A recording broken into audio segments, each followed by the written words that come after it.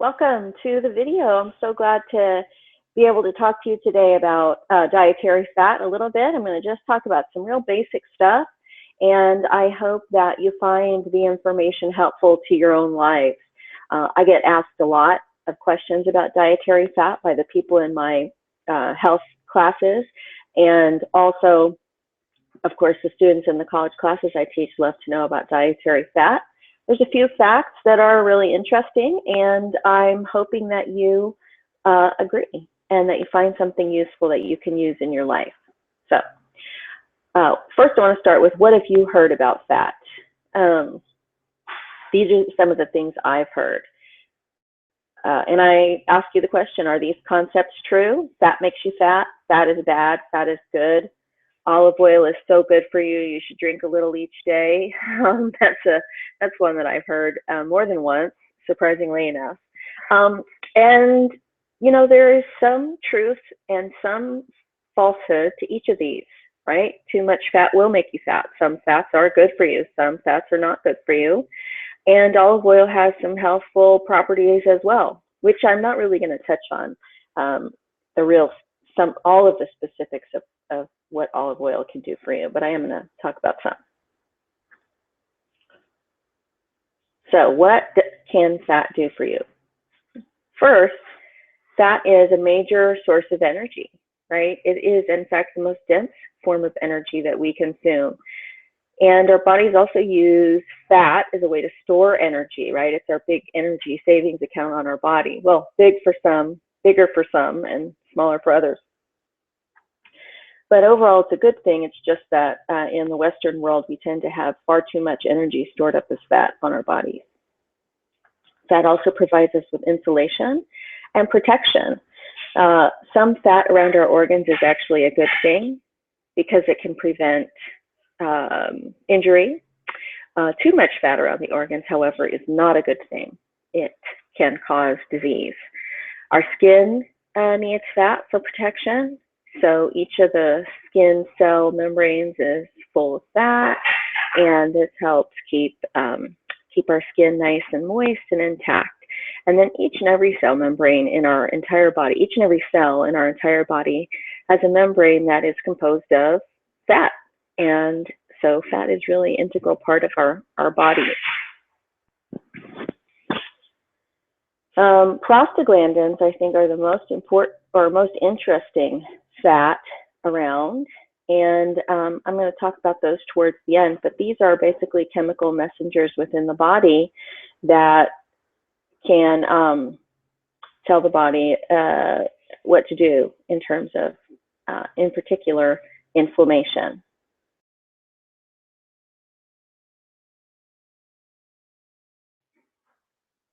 All right.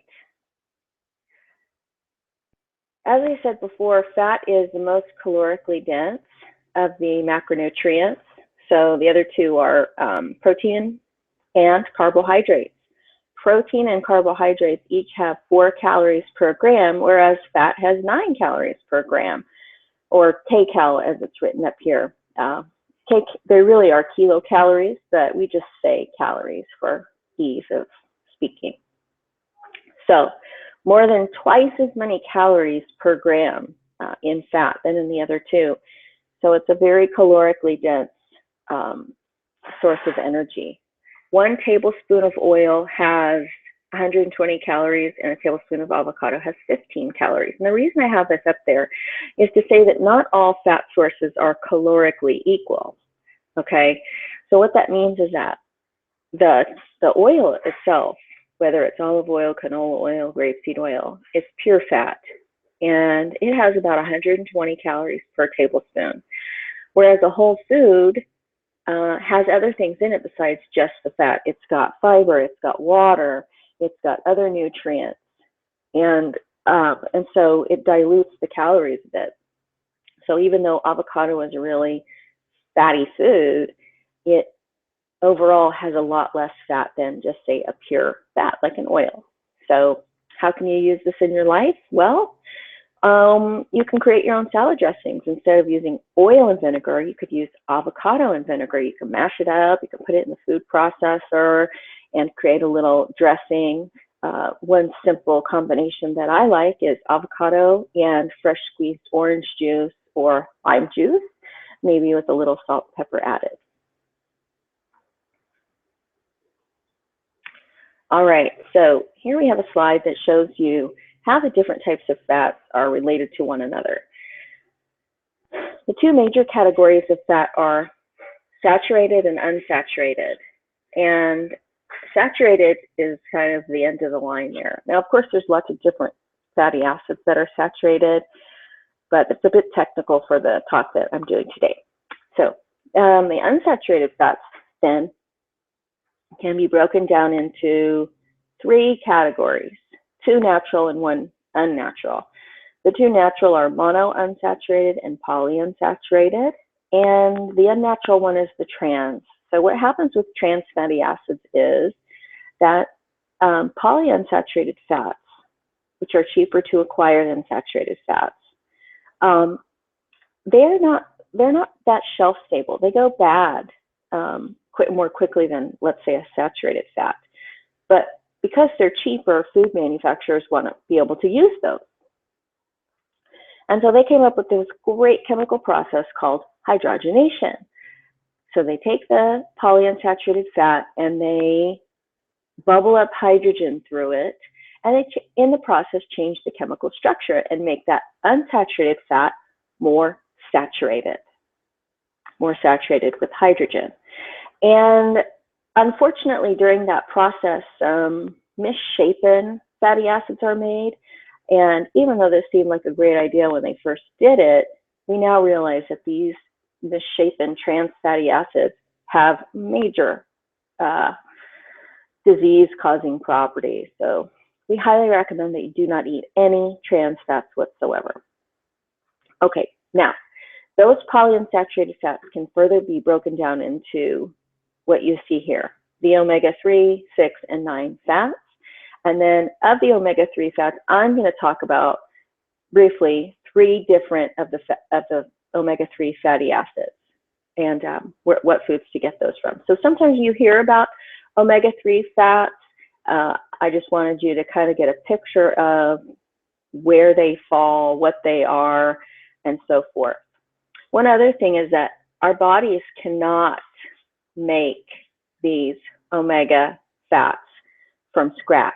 Now, if we consume the omega-6 fats, we can create omega-9 fats out of them.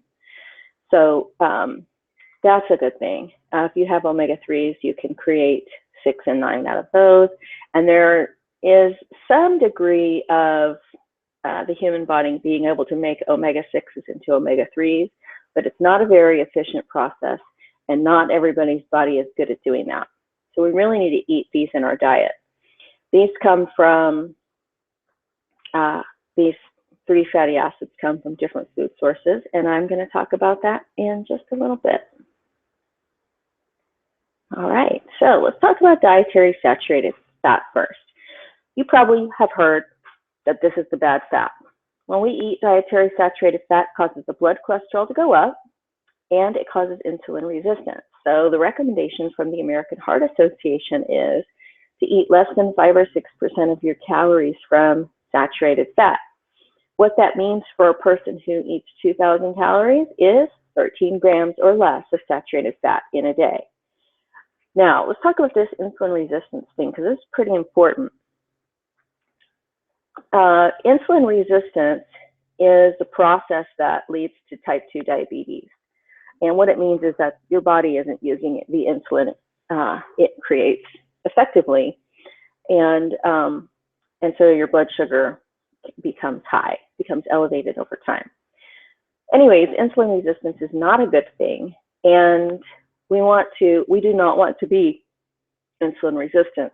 So when you eat a diet that's high in saturated fat, you're going to be more insulin resistant. And it's so obvious to researchers that if you eat one meal that's rich in saturated fat, your insulin resistance will get worse within the hour. And you will stay more insulin resistant over the next 10 hours or so. So if you're eating meal after meal of foods high in saturated fat, like the ones listed at the right, then you are maintaining a high degree of insulin resistance throughout every single day. Not a great idea, especially if you have a family history of diabetes or are prone to, you know that your blood sugar is slightly elevated anyway. Beef is 43% of the fat in beef is saturated, which is very high. All these other things listed here are also quite high, even chicken. Lard, cream, butter, or any dairy fat, right? Dairy fat is about 68% saturated fat, so that's really high. And coconut oil, which people tend to think these days is quite healthy for you, is actually 91% saturated fat.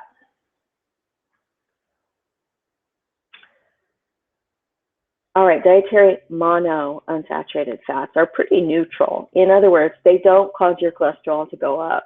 They don't cause inflammation. They don't prevent inflammation. And they don't cause insulin resistance. Of course, they still have 9 calories per gram. And when I say they're neutral and they don't have negative effects, that's true.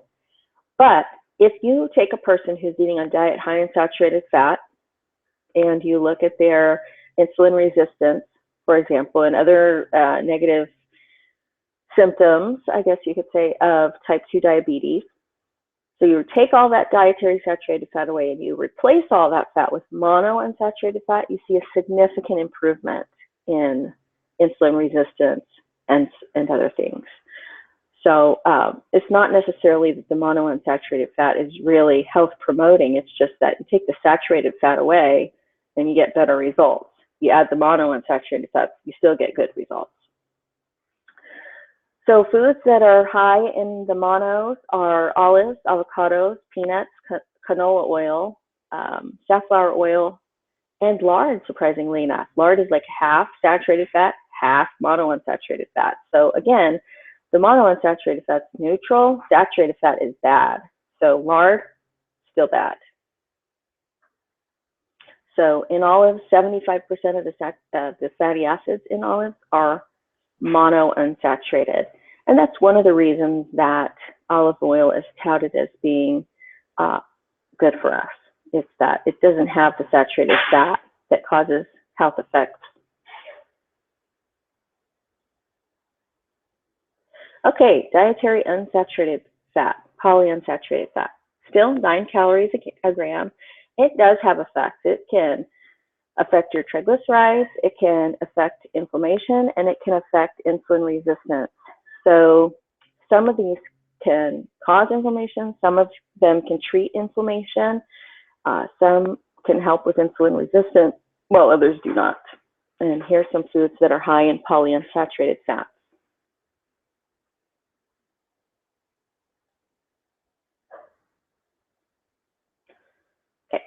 Now I'm going to start talking about the different types of polyunsaturated fats. And we'll start with dietary omega-6 fats because these are the ones that we consume the most of.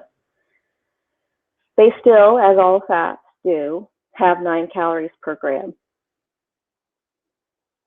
When we eat these fats, they become incorporated to our body. We really do become what we eat. And I don't mean that if you eat fat, you get fat. What I mean is that the specific types of fatty acids that you consume become integrated into your body's tissues.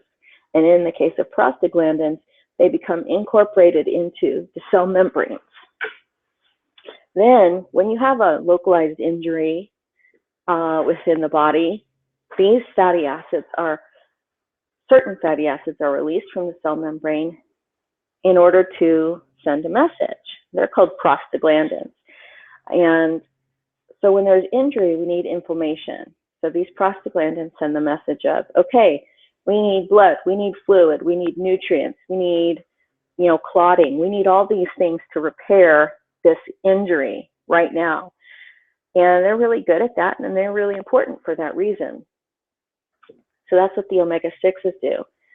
On the other side, you have the omega-3s, and they're the ones that come in and say, okay, we've got what we need here. We've had enough inflammation. We've had some healing. And now we need to turn off that inflammation. Everybody go home, take a rest, let the situation calm down, okay? Unfortunately, what happens is that we in the West tend to eat a ton of these omega-6 fats and hardly any of the omega-3s. And so what that leads to is we're really good at causing the inflammation, turning the inflammation on, but we're really, really bad at turning it off. And so we have these conditions of chronic inflammation like arthritis and chronic pain and allergies and asthma and so on and so forth. So these are some of the foods that are really high in omega-6 fats. Well, not all of them.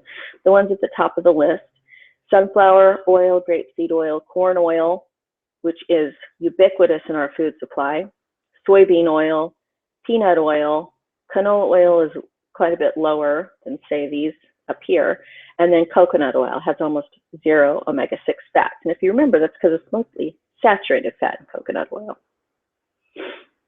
So as I said, the omega-3 fats are also prostaglandin precursors, and they lead to anti-inflammatory effects. And so that's good. We need this balance of inflammation and anti-inflammation. Unfortunately, Americans don't tend to eat a lot of omega-3 fats.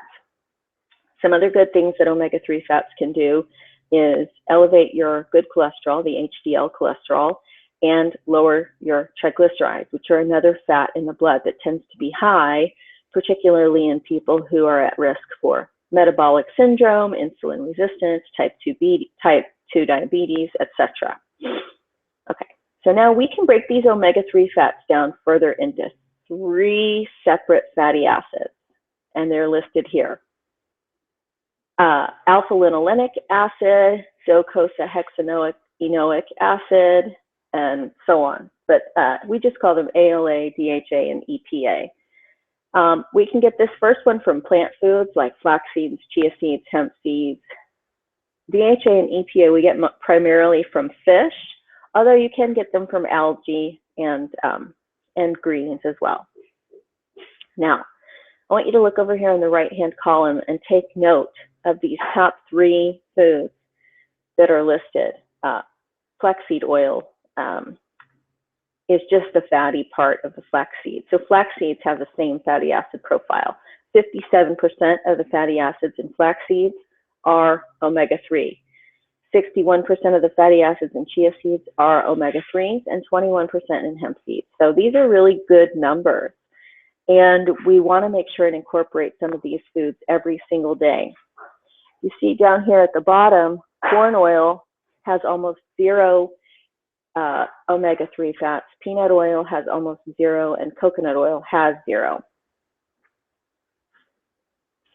So I recommend using flax seeds, ground flax seeds, not just the oil, but ground flax seeds to put in your oatmeal, to put in your on your salad, sprinkle on top of your salads. You can make muffins with it. Chia seeds, hemp seeds, you can do the same kinds of things with those. Now here I have this bar graph to show you, which, I realize the words are a little bit small, but what I wanted you to see is that each food has a variety of different types of fats. It's not all saturated or all unsaturated in almost all of these foods. It's a combination. And so we tend to think of fats as being all good or all bad, but they're really not. It's really about the balance of what types of fatty acids are in there. And so just take that into consideration. I want to look at a couple of things in particular. This first bar here is walnuts, black walnuts, and the green is total omega-3 fat. Now, you know that walnuts are touted as being a high omega-3 fat food, but less than 10%, it's more like 5% of the fatty acids in walnuts are omega-3s. So yeah, they contain some omega-3s, but not a ton. This purple part is omega-6 fats, and as you can see, walnuts have a lot more omega-6 than omega-3 fats. Now, it's okay to have more omega-6 than omega-3, like maybe 2 or 3 times as much, but not 10 times as much. So that ratio is too high. The orange section of the bar represents monounsaturated, and the blue is saturated. So overall, walnuts do not have a bad profile, but they're not as fabulous for omega-3s as some would have you believe. Now, when you look at flax and chia seeds, you can see that the majority of the fatty acids in those foods are green. So that's the omega-3 fats. There's a tiny bit of omega-6, not as much as the 3. There's some MUFA and there's some saturated fat as well. Okay, so that's why I recommend these two, because tons of omega-3s.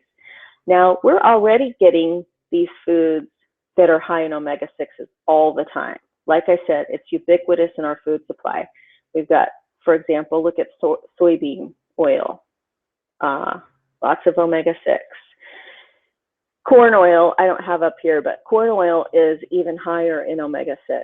And we are eating that all day, all the time. And the livestock that a lot of people consume, whether it's beef, lamb, pork, chicken, dairy, any kind of dairy, butter, cheese, ice cream, cream, these animals are fed corn. So the fatty acids in their bodies are high omega-6 content. So when we eat the food that came from these animals' bodies, we're eating those omega-6s as well. So we're just getting a lot of omega-6s.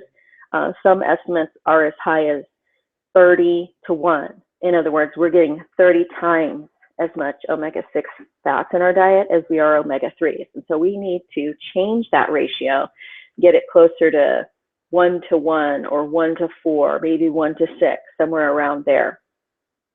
And so eating the flaxseed, the chia seeds, some walnuts, and hemp seeds is a good idea. These are the take-home messages I have for you about dietary fat. First of all, fat is still calorically dense. You eat a lot of fat, it's really easy to overeat calories. So while you do want to eat some fat, you don't want to overdo it. Excuse me. Less than about 1/3 of your calories should come from fat. So for a person who's eating 2,000 calories a day, that's 75 grams. And as I said before, less than 13 grams of saturated fat is what the American Heart Association recommends. When you do eat fats, you want to choose whole food sources. So for example, you would rather eat the ground flax seeds than the flaxseed oil, or you could choose avocado instead of butter, and you're going to get less total fat, and you're also going to get all the other good nutrition that's in those foods. If you look over on the right-hand side, I've listed the foods here that I think are best for omega-3 content. They're foods that you should incorporate regularly into your diet, especially these top 3 plant sources of the omega-3s. You may remember earlier that I said that it's hard for us to make a couple of those omega-3 fats, DHA and EPA, and it is. And the best food sources of those are really fish. There's some other problems nutritionally with fish, such as contamination of our waterways and mercury content. So I wouldn't eat excessive amounts of fish, but eating fish a few times a week is a good idea, or could be a good idea for you as a way to get omega-3s. I would highly recommend that you choose wild caught rather than farmed. Farmed fish are often fed corn. And, you know, the corn is full of those omega-6 fats. So if the fish eat omega-6s and you eat the fish, you're going to get omega-6s. So I really go for the wild fish as much as possible at all. So I hope that you can use this information and start to make some improvements in the fatty acid profile of the overall diet that you'll eat. And I'd love to hear your questions, your comments, and feel free to check me out on Facebook. My page is Optimal Nutrition for Health. I also have a private group called Junk Food Rehab. Check me out. I'd love to see you over there. Have a great day. Take care of yourself. You're totally worth it.